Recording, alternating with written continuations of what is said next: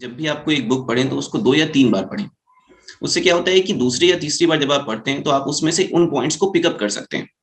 For example, अगर हम polity में लक्ष्मीकांत की बुक पढ़ रहे हैं और अगर हम कोई भी एक मेजर जजमेंट देखते हैं, जैसे डायरेक्टिव प्रिंसिपल्स के बारे में हमने पढ़ा, तो हम केशव नंद भारती केस को से कहीं अपने पास लिख के रख लें। इस तरीके से अगर हम साथ साथ पढ़ते हुए जो भी जजमेंट्स हैं, स्कीम्स हैं, कमिटीज हैं, इनको हम साथ में नोट करते जाएं, तो एंड में हमारे पास एक कंप्लीट लिस्ट होगी डिफरेंट चीजों की।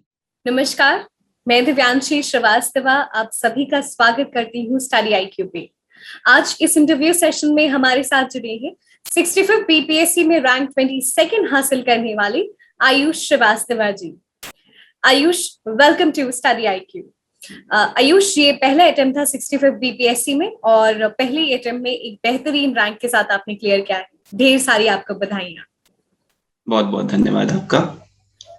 आयुष, मैं चाहती हूँ आप दर्शकों को बताएं थोड़ा सा अपने बारे में, इससे पहले कि हम एग्जामिनेशन की स्ट्रैटेजी के बारे में डिस्कस करें। जी, मेरा नाम आयुष श्रीवास्तव है और मूलतः मैं लखनऊ से हूँ, उत्तर प्रदेश। मेरी प्रारंभिक शिक्षा भी सब लखनऊ से हुई और उसके बाद सिविल इंजीनियरिंग में मैंने ग्रेजुएशन किया बीआईटी मेसरा रांची से। उसके बाद 2 साल एलएनटी में जॉब करने के बाद मुझे लगा कि सिविल सर्विसेज की तैयारी करने का मेरा मन था, एडमिनिस्ट्रेशन या पुलिसिंग में जाने का। तो मैंने 2 साल फुल फ्लेजेड तैयारी की और उसके बाद से अभी तक मेरी प्रिपरेशन चल रही है मेरी जॉब के साथ। तो करेंटली मेरी job ministry of home affairs में है, नॉर्थ ईस्ट में, और वहीं से मेरी तैयारी साथ में चल रही है। आयुष, बहुत ही इंटरेस्टिंग स्टोरी रही है। आपने 2 साल एलएनटी में जॉब किया, उसके बाद फिर अभी भी आप मिनिस्ट्री ऑफ होम अफेयर्स में कार्यरत है। मैं जानना चाहती हूँ कि किस तरीके से आप अपनी पढ़ाई को अपनी जॉब के साथ मैनेज करते थे, क्योंकि मुझे पता है अगर आप मिनिस्ट्री ऑफ होम अफेयर्स में है तो this requires lot of your work. जी हाँ, देखिए, काम के चैलेंजेस तो हैं ही और लोकेशंस भी टफ हैं जहाँ पे हम पोस्टेड हैं। बट जहां तक पढ़ाई की बात है तो अगर अंदर से डेडिकेशन है और एक मोटिवेशन है कि क्यों बनना है, तो अक्सर ये एस्पिरेंट्स के साथ मतलब मेरे काफी जो डिस्कशंस होते हैं उसमें रियलाइज होता है कि काफी लोग पढ़ाई करने आते हैं, तैयारी करने, बट वो क्यों वाला सवाल क्लियर नहीं होता कि क्यों करना है। तो क्योंकि मेरे दिमाग में ये बात बहुत क्लियर थी और आई थिंक ये दर्शकों को मैं बताना चाहूंगा कि लगभग 2 महीने तैयारी शुरू करने के पहले मेरा पूरा समय सिर्फ इस बात पे गया था कि मुझे ये क्यों करना है कॉर्पोरेट को छोड़ने के पहले। तो इसलिए ये जो एक मोटिवेशन फैक्टर था मेरे साथ हमेशा से ही था कि कहीं पे भी मेरी जॉब लगी हो या कहीं पे भी मेरे काम चल रहे हो तो सिविल सर्विसेज की तैयारी करने का जज्बा अंदर से ही आएगा। आयुष, अगर आप वो क्यों का जो सवाल क्यों जो है अगर आप हमारे साथ भी शेयर कर सकते, तो 2 महीने आपने चिंतन किया क्यों? जी बिल्कुल। देखिए, कॉर्पोरेट में भी जो जॉब है उसमें भी आपके पास सोसाइटी को इन्फ्लुएंस करने का तरीका जरूर रहता है, बट जहां तक आप गवर्नमेंट की बात करते हैं तो गवर्नमेंट उसी काम को एक बहुत बड़े स्केल पे कर सकती है। मेरा जो मोटिवेशन था, जो मुझे रियलाइज हुआ कि सोशल सर्विस मेरा इंक्लिनेशन है। सोशल सर्विस के रास्ते इकलौता सिर्फ गवर्नमेंट नहीं है, बहुत सारे रास्ते हैं, बट उसका सबसे अच्छा, अथॉरिटेटिव और सबसे बढ़िया रास्ता डेफिनेटली सिविल सर्विसेज ही है। तो इसीलिए मेरा मोटिवेशन गया कि एक बार को ट्राई करके देखते हैं कि सोशल सर्विस हम इसके थ्रू कर पाए। आयुष, अब हम प्रिपरेशन की तरफ आते हैं। जब आप कॉर्पोरेट जॉब छोड़ रहे थे, एलएनटी की जॉब छोड़ रहे थे और आपने बताया कि 2 महीने आपने चिंतन किया, उसके बाद डेफिनेटली आपने स्ट्रैटेजी चॉक आउट की होगी। तो अगर हम बीपीएससी की स्पेसिफिकली बात करें तो क्या स्ट्रैटेजी आपने खुद के लिए बनाई? देखिए, मेरी स्ट्रैटेजी इंटीग्रेटेड थी जहां तक यूपीएससी और डिफरेंट स्टेट सर्विसेज की बात है। तो ये जरूर था कि जैसे बिहार है, यूपी है या राजस्थान है, इनके एग्जाम्स की कुछ स्पेसिफिक रिक्वायरमेंट्स होती हैं। तो वो रिक्वायरमेंट्स को मेरी कोशिश थी कि आखिरी 1 महीने में जब भी एग्जाम होता है उसके पहले उस पर डील किया जाए। उसके अलावा जो बेसिक बुक्स हैं, बेसिक कंटेंट है, उन सबको कॉमन ही रखना चाहिए। तो बेसिक सोर्सेज जो भी हैं, जो हमारे पॉलिटी लक्ष्मीकांत या जो भी इस टाइप के सोर्सेज हैं, वो सारे हमने सबसे पहले खत्म किए। उसके बाद आंसर राइटिंग पे स्टार्ट किया ताकि जो मेंस है उसको खत्म किया जा सके। और उसके बाद फिर मेरी जो प्लानिंग थी वो प्रीलिम्स के टुवर्ड्स आई। और इंटरव्यू तो तभी हुआ जब मेंस निकल गया, उसके बाद के अगले 1 से 2 महीने में इंटरव्यू की प्रिपरेशन की। तो ब्रॉड लेवल पे यही मेरा डिवीजन ऑफ वर्क था कि किस तरीके से चीजों को मैनेज करना है। आयुष जी, ये तो हमने एक बेसिक स्ट्रैटेजी जो आपने बनाई थी यूपीएससी और अदर स्टेट सर्विसेज के जो भी एग्जामिनेशन है उनको किस तरीके से इंटीग्रेटेडली आपने तैयारी की। मैं बीपीएससी की प्रिपरेशन की तरफ ही आना चाहूंगी। मैं मेंस की बात करना चाहूंगी। मेंस में आंसर राइटिंग एक चैलेंजिंग टास्क रहता है, क्योंकि जो नंबर्स रहते हैं क्वेश्चन के वो काफी ज्यादा होते हैं, 38 36 ऐसे डिवीजन होता है। किस तरीके से आपको अपने आंसर की स्ट्रक्चरिंग करनी है देखिए, मेंस का जो पेपर है ये मेंटली भी एग्जॉस्टिव होता है और फिजिकली भी एग्जॉस्टिव होता है। तो बीपीएससी में 2 पेपर होते हैं, जीएस1, जीएस2, इसके अलावा एक ऑप्शनल का पेपर होता है। तो अगर इसकी तैयारी करनी है तो हमें सबसे पहले ये ध्यान रखना चाहिए कि आंसर राइटिंग होलिस्टिक हो। और बीपीएससी में काफी लंबे आंसर्स लिखने होते हैं, जो कि जनरली बाकी एग्जाम से थोड़ा सा ज्यादा होता है। तो हमें ये भी ध्यान रखना है कि जिन पॉइंट्स को हम कवर कर रहे हैं वो सारे ही डायमेंशंस को कवर करें, ताकि एक एग्जामिनर हमारा होलिस्टिक व्यू ले सके। तो मेरा जो डिवीजन है वो है कि एक आंसर जब आप लिखें तो उसको 3 पार्ट्स में डिवाइड करें जब आप आंसर राइटिंग की प्रैक्टिस कर रहे हो। सबसे पहले आप कंटेंट पे ध्यान दें। जो भी आपने अपने बेसिक बुक्स पढ़ी है उसके बेसिस पे प्रॉपर नोट्स बनाएं और उन नोट्स के बेसिस पे आंसर्स को आंसर करने की कोशिश करें। जब आपका कंटेंट डेवलप हो जाएगा तो नेक्स्ट चीज आती है प्रेजेंटेशन, क्योंकि एग्जामिनर के पास जो चेक करने का समय होता है वो थोड़ा कम होता है। तो जो भी उसमें इंपॉर्टेंट पॉइंट्स हैं आप उसको अंडरलाइन करें, बोल्ड करें, उसको फ्लो चार्ट में दिखा दें या उसके लिए कुछ मैप्स वगैरह बना दें, जिससे कि एग्जामिनर को फर्स्ट लुक में ये दिख जाए कि हाँ आपको आंसर पता है ठीक से। और तीसरी चीज होती है वैल्यू एडिशन, यानी कि जो भी आपके डेटा हैं, फैक्ट्स हैं, फिगर्स हैं, जजमेंट्स हैं, स्कीम्स हैं, कमिटीज हैं, तो ये सारे ही मेंशन करने से ये समझ में आता है कि आप एक एडमिनिस्ट्रेटर के तौर पे उस आंसर को लिख रहे हैं, ना कि एक जर्नलिस्ट के तौर पे। तो ये 3 चीजों को अगर हम सीक्वेंशियली फॉलो करें आंसर राइटिंग के लिए, और इसके अलावा तो एक चीज और इम्पोर्टेंट है कि आप थोड़ा सा हैंड राइटिंग पे ध्यान दें और थोड़ा अपने टाइम पे ध्यान दें, क्योंकि अक्सर ये इशू आता है कि टाइम पे पेपर्स नहीं खत्म हो पाते। तो देखिए, टाइम तो आपको ऑलरेडी पता है कि कितने टाइम में कितने क्वेश्चंस आपको करने हैं। तो अगर आप उसको रेगुलरली प्रैक्टिस करें तो आप खुद से ही वो चीजों को ठीक कर सकते हैं। तो इस तरीके से मुझे लगता है कि मेंस के आंसर राइटिंग को हमें स्ट्रेटेजाइज करना चाहिए। आयुष, आपने एक इम्पॉर्टेंट पॉइंट मेंशन किया, वैल्यू एडिशन। वैल्यू एडिशन किस तरीके से कर सकते हैं और अपनी प्रिपरेशन में पैरेलली जो भी आप चीजें बेसिक बुक्स पढ़ रहे हैं, जो भी करंट अफेयर्स पढ़ रहे हैं और जो वैल्यू एडेड मटेरियल्स होते हैं, कैसे इंटीग्रेटेडली अपने प्रिपरेशन में इनकलकेट कर सकते हैं? देखिए, इसके लिए जो मेरा स्ट्रैटेजी थी वो ये था कि जब भी आपको एक बुक पढ़ें तो उसको 2 या 3 बार पढ़ें। उससे क्या होता है कि दूसरी या तीसरी बार जब आप पढ़ते हैं तो आप उसमें से उन पॉइंट्स को पिकअप कर सकते हैं। फॉर एग्जाम्पल, अगर हम पॉलिटी में लक्ष्मीकांत की बुक पढ़ रहे हैं और अगर हम कोई भी एक मेजर जजमेंट देखते हैं, जैसे डायरेक्टिव प्रिंसिपल्स के बारे में हमने पढ़ा, तो हम केशव नंद भारती केस को से कहीं अपने पास लिख के रख लें। इस तरीके से अगर हम साथ साथ पढ़ते हुए जो भी जजमेंट्स हैं, स्कीम्स हैं, कमिटीज हैं, इनको हम साथ में नोट करते जाएं, तो एंड में हमारे पास एक कंप्लीट लिस्ट होगी डिफरेंट चीजों की। जो मेरे पास लगभग 8 या 10 डिविजन्स में थी कि डिफरेंट डिफरेंट लिस्ट रखी है। और आखिरी में जब मेंस होता है उसमें जाने के पहले मेरी कोशिश यही थी कि कॉन्सेप्ट्स तो मोर और लेस याद ही हैं, बट ये लिस्ट को ठीक से याद किया जाए ताकि उन वैल्यू एडिशन पॉइंट्स में मिस आउट ना करें। ये तो बात होगी कि किस तरीके से आंसर राइटिंग करना है। आयुष, जो सबसे इंपॉर्टेंट पॉइंट मैं डिस्कस करना चाहती हूँ, कई बार ऐसा होता है कि जब हम क्वेश्चन देखते हैं एट एन इंस्टेंस तो हमें लगता है ये चीज हमें आ रही है, लेकिन हम कई बार वही प्रेजेंट करते हैं जो हमें आता रहता है, ना कि जो क्वेश्चन की डिमांड है उसको समझते हैं। डेफिनेटली ये क्वेश्चन की डिमांड को समझना बहुत ज्यादा जरूरी है। इसके लिए हमेशा हमें ये ध्यान रखना चाहिए कि what, why, where, how, when, ये सारे डिफरेंट वर्ड्स होते हैं। अक्सर हम लोग वाई के क्वेश्चंस में व्हाट का आंसर देते हैं, या व्हाट पे हम लोग एक पन्ना पूरा लिख देते हैं। जैसे ये गलती अगर आपको एग्जाम्पल के थ्रू बताएं तो मेरे शुरू के एक क्वेश्चन में ये गलती हुई थी, जहां पे एंटी डिफेक्शन लॉ के बारे में सवाल आया था, बट क्वेश्चन वाई था और मेरा एक पन्ने का आंसर सिर्फ व्हाट के ऊपर था, जहां पे उसके प्रोविजंस क्या हैं और कैसे होता है। तो इस तरीके की चीजें समझने के लिए वो कीवर्ड समझना आवश्यक है। और दूसरी चीज कि जब आप लगातार इन चीजों को प्रैक्टिस करेंगे और जब आपको मॉक्स में आंसर्स चेक करके वापस दिए जाएंगे, तो आप उसका बहुत गहन अध्ययन करें, उसको ठीक से समझने का प्रयास करें कि अगर आपको एग्जामिनर ने मार्क्स नहीं दिए हैं तो क्यों नहीं दिए हैं। तो इस तरीके से मेरे ख्याल से हम लोग अपने आंसर्स को बेटर तरीके से मैनेज कर सकते हैं और ये जो प्रॉब्लम आपने पॉइंट आउट की, इसको सॉल्व किया जा सकता है। आयुष, जो मॉक टेस्ट है उसकी रेलेवेंस हम सभी को पता है कितनी ज्यादा इंपॉर्टेंट है। मॉक टेस्ट आप एग्जामिनेशन नहीं, वो सिर्फ आपको एक रियल टाइम एक्सपीरियंस देते हैं एग्जामिनेशन हॉल में, बल्कि they also tell you what are the areas जहां पे आप मिस्टेक्स कर रहे हैं।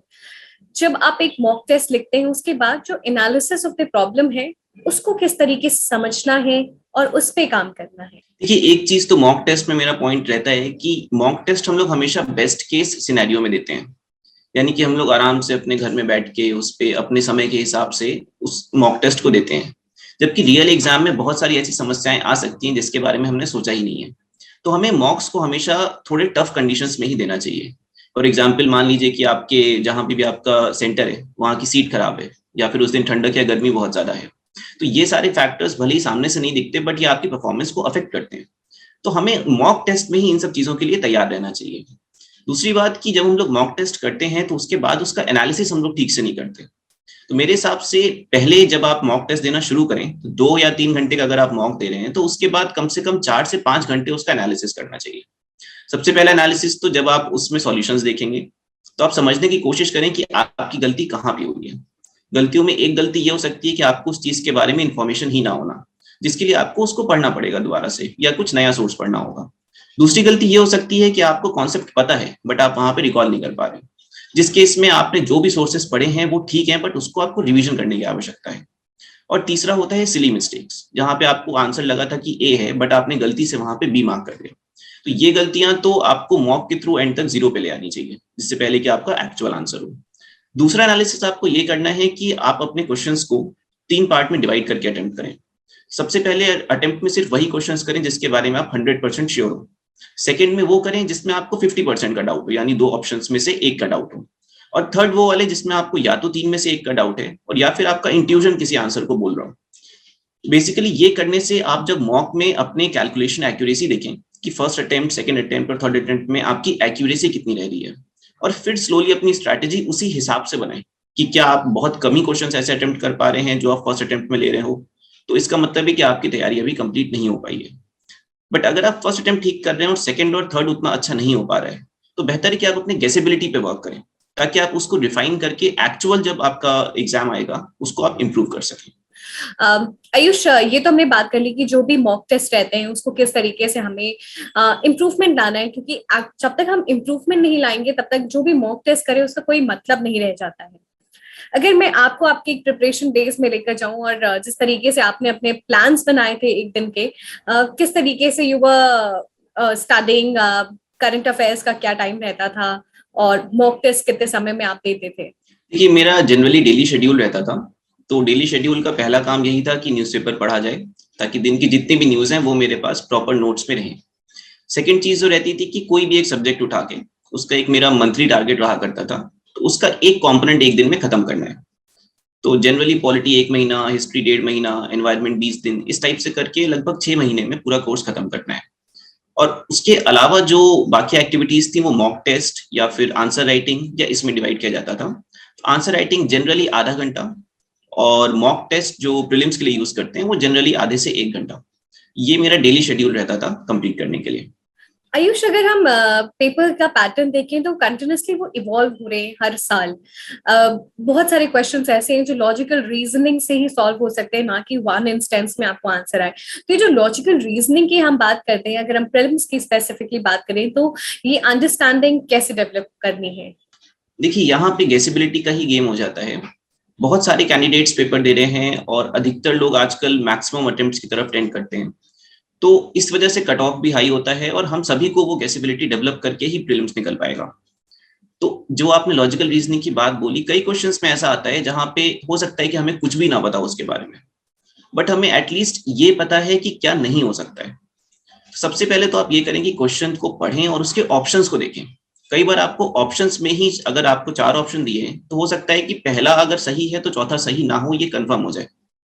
इस तरीके के गेम्स अगर हम खेलते हैं तो हमें समझ में आएगा कि हमारे पास अल्टीमेटली हो सकता है एक ऑप्शन या 2 ऑप्शन बचे, और अगर आपके पास 1 या 2 बचता है तो डेफिनेटली आपको उस क्वेश्चन को अटेम्प्ट करना चाहिए।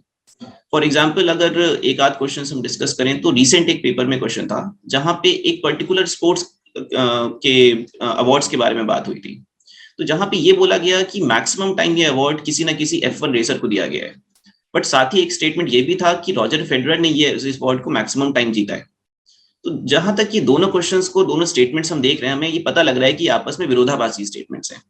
यानी कि रॉजर फेडरर जो टेनिस खेलते हैं, अगर वो मैक्सिमम टाइम इसको जीत रहे हैं तो फिर F1 रेसर्स इसको मैक्सिमम टाइम नहीं जीत सकते। इस प्रकार के क्वेश्चन हम ये देख सकते हैं कि स्पोर्ट्स अवार्ड का क्वेश्चन जिसके बारे में कोई आइडिया नहीं है उसको भी हम टोन डाउन करके 2 ऑप्शंस तक ला सकते हैं। आयुष, आप यूपीएससी सीएससी की भी तैयारी कर रहे थे और साथ साथ बीपीएससी, तो जो एस्पिरेंट्स हैं दोनों एग्जामिनेशन की तैयारी साथ में करते हैं, किस तरीके से उनको न्यूज़पेपर पढ़ना चाहिए? क्योंकि वो एक तरफ यूपीएससी भी कवर करे जहाँ पे सारी नेशनल इंटरनेशनल न्यूज़ बेसिकली वो चौक पढ़ रहे, और बीपीएससी में आपको कहीं ना कहीं एक स्टेट ओरिएंटेड भी न्यूज आपको पढ़नी है। तो ये दोनों ही चीजों को कैसे बैलेंस कर सकते हैं करंट अफेयर्स के केस में? देखिए, अगर आप स्टेट सर्विसेज के लिए पढ़ रहे हैं तो आप जो भी न्यूज़पेपर पढ़ रहे हैं उसी को कंटिन्यू करें, बट उसका एडिशन वो वाला ले लें जो उस स्टेट को बिलोंग करता हो। और आजकल तो ऑनलाइन रिसोर्सेज हैं, तो आपको बहुत ईजिली आप सब्सक्राइब कर सकते हैं इसके लिए। जैसे अगर आप बीपीएससी की तैयारी कर रहे हैं और आप इंडियन एक्सप्रेस पढ़ते हैं, तो आप इंडियन एक्सप्रेस का पटना एडिशन ले लें, बिकॉज यूपीएससी में एनीवे वो लोकल न्यूज़ को नहीं पूछेंगे, और बीपीएससी में जो भी स्टेट लेवल न्यूज कवर होगा वो पटना एडिशन में कवर्ड होता है। इस प्रकार से आप अपने नोट्स बनाएं कि जो भी आपके डिफरेंट जीएस के आप नोट्स बना रहे हैं, उसके अलावा थोड़े से नोट्स आप अपने बिहार स्पेसिफिक भी रखें। और एंड का जो आपको 1 महीना मिलता है जहां पे आप डेडिकेटेड तैयारी करेंगे बिहार के लिए, वहां पे आप उन्हीं नोट्स को एक मंथली बुकलेट के थ्रू टॉप अप कर लें। इतना मेरे ख्याल से जो बिहार में प्रीलिम्स के लिए या करंट के लिए इंपॉर्टेंट होता है, वो कवरेज कंप्लीट हो जाता है। सो आयुष, अभी हमने बहुत सारी चीजें डिस्कस कर ली एग्जामिनेशन पॉइंट ऑफ व्यू से। अभी हम सेशन के एंड में आ रहे हैं। कुछ वर्ड्स, टिप्स, सजेशंस आप सभी एस्पिरेंट्स को देना चाहेंगे? सभी एस्पिरेंट्स को मेरा सजेशन सबसे पहले तो यही है कि काफी कूल रहें और आराम से पेपर को दें। ज्यादा स्ट्रेस देने से कोई फायदा होता नहीं, तो आप धोनी का इंस्पिरेशन ले सकते हैं इसके लिए। सेकेंडली, ये इंपॉर्टेंट है कि आप अपनी स्ट्रैटेजी को क्लैरिफाई करें। अक्सर हम लोग पढ़ते बहुत ज्यादा रह जाते हैं, बट स्ट्रैटेजी के ऊपर हम लोग ध्यान नहीं देते। जबकि मेरे हिसाब से at least 10% of the time of a day आपको अपनी स्ट्रैटेजी को फाइन ट्यून करने के लिए देना चाहिए। और जब आप एग्जाम हॉल में जाएं तो वहां पे बेस्ट अपना देने के लिए कोशिश करें कि आप अच्छे से सो के वहां पर जाएं और किसी भी तरीके के किसी भी स्ट्रेस में ना रहें। So please take care of your mental and physical wellbeing, and that will take care of everything else. Thank you so much, Ayush ji, for joining us in this interview session. It was absolute pleasure to have you. और बहुत सारी चीजें, बहुत सारे points आपने यहाँ सभी aspirants को समझाए. Thank you again. Thank you. Thanks a lot to Study IQ for this opportunity.